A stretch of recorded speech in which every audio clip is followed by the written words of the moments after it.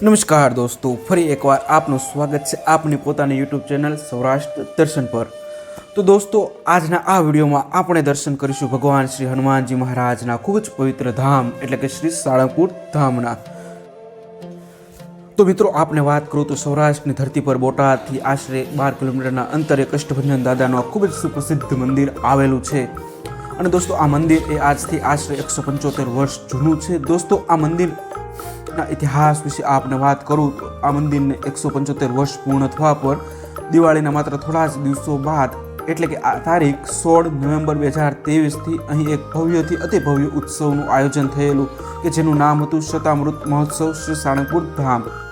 અને હા દોસ્તો, આ દિવસો દરમિયાન આ મંદિરની શોભા આપ નિહાળી શકો છો, ખૂબ જ અદ્ભુત અને દિવ્ય હતી। દોસ્તો, જો આપે આ ઉત્સવને પોતાની આંખે નિહાળ્યો હોય તો હું ચોક્કસથી કહી શકું છું કે આપ દાદાના દર્શન કરીને ખૂબ જ ધન્ય થઈ ગયા હશો। પરંતુ જો કોઈને કોઈ કારણસર આપ આ ઉત્સવને પોતાની આંખે નિહાળી શક્યા નથી તો ચાલો દોસ્તો, હું તમને માત્ર 10 જ મિનિટમાં આ આખો ઉત્સવ બતાવી દઉં। તો દોસ્તો, ચાલો આ વિડીયોને સ્ટાર્ટ કરીએ।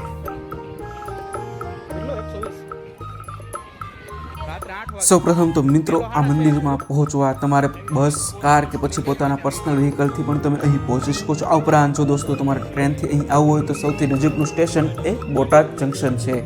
આ ઉપરાંત દોસ્તો, ગુજરાત સરકારની જીએસઆરટીસી દ્વારા ચાલતી તમામ લોકલ અને એક્સપ્રેસ બસોને અહીં સ્ટોપ આપવામાં આવેલું છે, તો તમે જીએસઆરટીસીની બસ દ્વારા પણ અહીં પહોંચી શકો છો।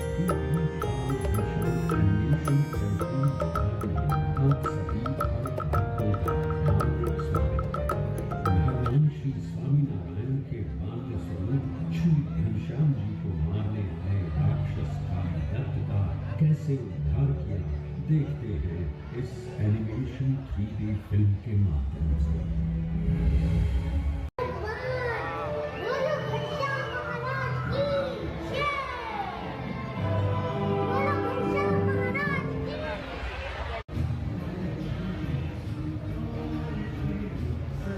તો દોસ્તો, અત્યારે તમે જે નિહાળી તેવી તો અનેક પ્રકારની આવી અદ્ભુત અને ખૂબ જ સુંદર એ ભગવાન હનુમાનજી મહારાજ અને ભગવાન શ્રી સ્વામિનારાયણની આવી એનિમેશન ફિલ્મો અહીં લગાવવામાં આવેલી હતી। આ ઉપરાંત દોસ્તો, અહીં આખો દિવસ સાધુ સંતો અને સંતવાણીનો સીધો લાભ એ દરેક ભક્તોને મળતો હતો।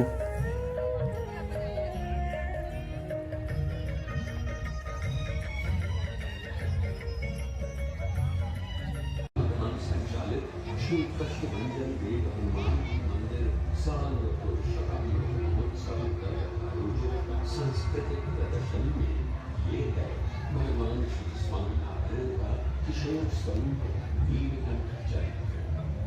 यहाँ पर आप 11 वर्ष की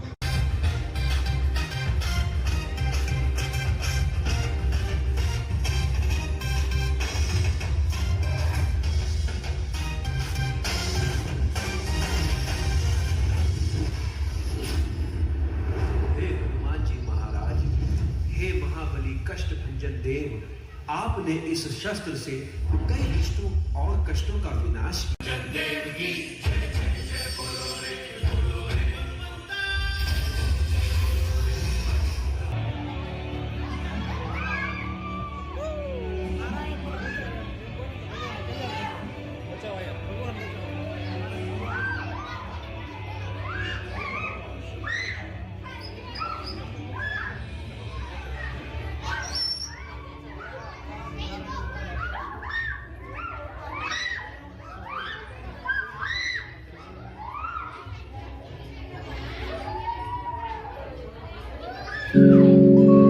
દેશ વિદેશથી ભાવિ ભક્તો દાદાના દર્શનાર્થે અહીં આવતા હોય છે। આ ઉપરાંત મંદિરમાં દાદાની પ્રતિમા ખૂબ જ દિવ્ય સ્વરૂપ ધારણ કરે છે। અહીં મંદિરમાં પ્રવેશતા જ આપણે ખૂબ જ સુખ, શાંતિ અને દાદાનો આ હસતો ચહેરો, દાદાનો આ સાક્ષાત્કાર આપણા તમામ દુઃખોને હરી લે છે અને બદલામાં આપે છે સુખ, શાંતિ અને સમૃદ્ધિ।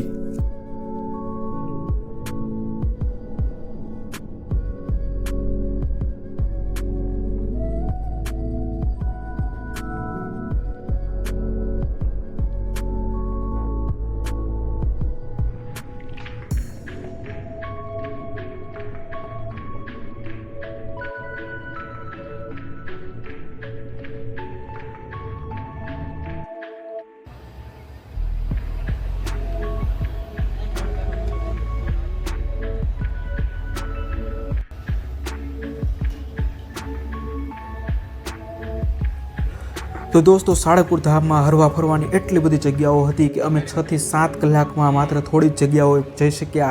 આ ઉપરાંત ફરી ફરીને અમને લાગી હતી ખૂબ જ ભૂખ, તો અમે પહોંચી ગયા અહીંના વિશાળ કેન્ટીનમાં કે જ્યાં તમને ફાસ્ટ ફૂડથી લઈને તમામ પ્રકારના સ્વાદિષ્ટ વ્યંજનો તેમજ બાળકોનો ફેવરેટ એવો આઈસ્ક્રીમ પણ મળતો હતો. તો દોસ્તો અમે ઓર્ડર કર્યું હતું લાઈવ ઢોકળા, કોલ્ડ ડ્રિંક્સ અને મારી ફેવરેટ એવી ઇડલી, જે ખરેખર ખૂબ જ હાઇજેનિક ફૂડ અને સાથે સાથે ખૂબ જ સ્વાદિષ્ટ પણ હતા.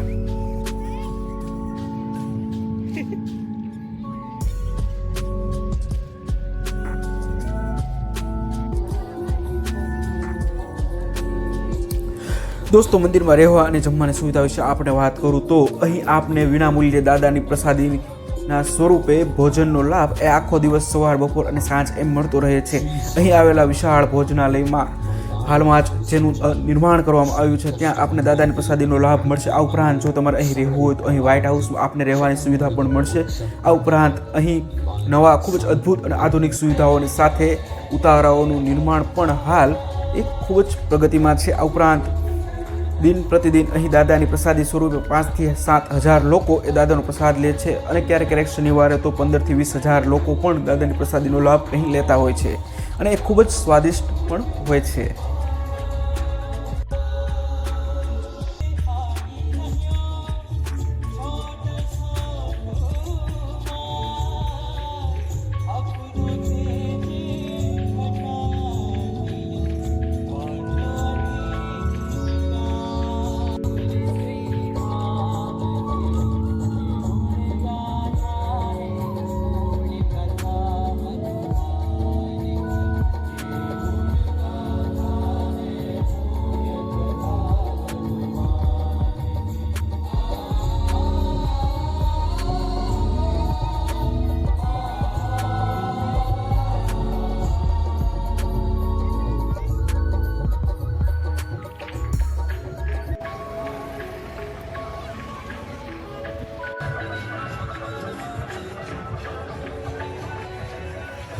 તો દોસ્તો આખો દિવસ સાળંગપુર ધામના અલગ અલગ ભગવાન શ્રી હનુમાનજી મહારાજ અને ભગવાન શ્રી સ્વામિનારાયણની મૂર્તિઓ, તેમના અલગ અલગ એનિમેશન ફિલ્મ્સ વગેરેના દર્શન કરી અને સાંજે અમે આનંદ માણ્યો હતો અહીં જ એક ખૂબ જ ભવ્યથી અતિ ભવ્ય લોકમેળાનો.